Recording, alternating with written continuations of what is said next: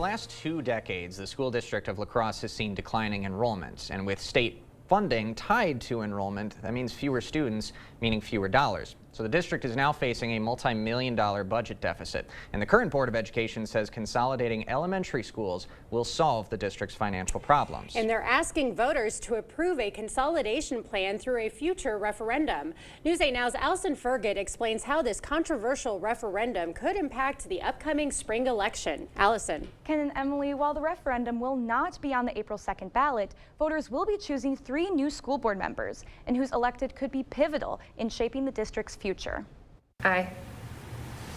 All right, so the motion carries. The La Crosse Board of Education approving a $53.5 million referendum to consolidate Emerson and Spence elementary schools onto the current Hogan administrative building site. That will include demolishing the Hogan building, building a new facility at this site. The referendum also includes funding for State Road Elementary to add more classrooms and a gym. That would close Hintgen, but allow for students to move into a facility that has newer spaces. District documents say the referendum would almost entirely erase the multi-million-dollar deficit. It keeps the communities of students together. So it addresses the financial pieces that we need to address in order to move forward, but it also ensures that our school communities are largely sticking together. The current board will vote to finalize the referendum on April 15th, after Tuesday's election for the new school board members, but just a week before those members are sworn in. The new board could try and reverse the referendum, but that would require a majority vote, which is unlikely. Of the 12 current members,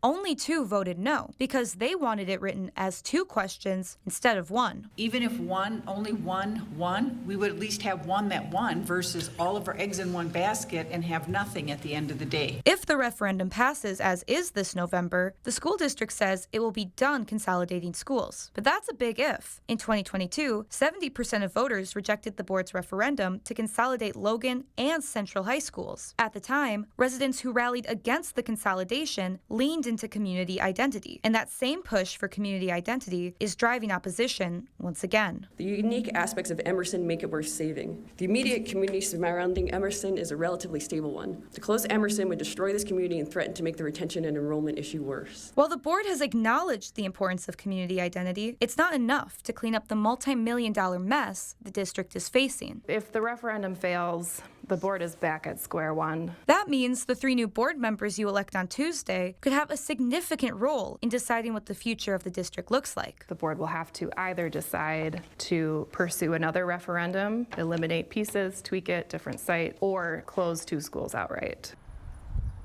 We've spoken with 9 school board candidates, some who say the consolidation plan impacted their decision to run.